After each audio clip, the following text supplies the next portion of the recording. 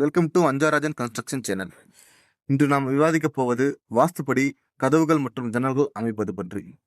வாஸ்து சாஸ்திரத்தில் கதவுகள் மற்றும் ஜன்னல்களின் முக்கியத்துவம் பற்றி ஃபர்ஸ்ட் பார்ப்போம். கதவுகள் மற்றும் ஜன்னல்கள் ஒரு வீட்டில் உள்ள நேர்மறை சக்தியை சமநிலைப்படுத்த உதவுகிறது. மெயின் டோர் எப்பொழுதும் கிழக்கு, வடக்கு அல்லது மேற்கு நோக்கி இருப்பது சிறந்தது. தெற்கு அல்லது தென்மேற்கு நோக்கி இருப்பது எதிர்மறை சக்தியை கொண்டு வர வாய்ப்பு உள்ளது. அதனால் அந்த திசைகளை தவிர்ப்பது நல்லது.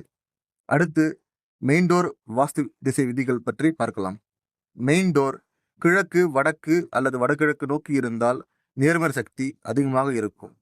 ஆனால் தெற்கு, தென்கிழக்கு, தென்மேற்கு, மேற்கு, வடமேற்கு திசைகளில் இருந்தால் அது கொஞ்சம் குறைவான நன்மை அளிக்கும்.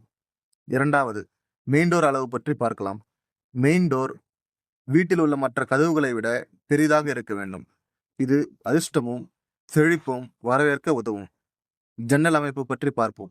ஜன்னல்கள் வடக்கு, கிழக்கு மற்றும் வடகிழக்கு திசைகளில் அமைக்க வேண்டும். அப்படி செய்தால் இயற்கை வெளிச்சமும் காற்றோட்டமும் சிறப்பாக இருக்கும். ஜன்னல்களை தெற்கு நோக்கி அமைப்பதாக இருந்தால் அதிக வெப்பம் காரணமாக எண்ணிக்கை குறைவாக மற்றும் சிறியதாக அமைப்பது நல்லது.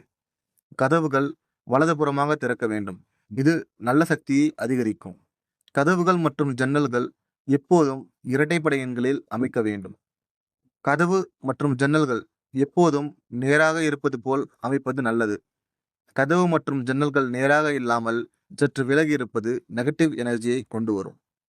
மற்ற வாஸ்து பற்றிய விவரங்களை அடுத்த வீடியோவில் பார்ப்போம். இந்த வீடியோவை லைக், ஷேர், சப்ஸ்கிரைப் பண்ணுங்க. புதுசாக வீடு கட்ட ஐடியா இருக்கிற உங்கள் ஃப்ரெண்ட்ஸ் அண்ட் ரிலேட்டிவ்ஸ்க்கு இந்த வீடியோ ஷேர் பண்ணுங்கள்.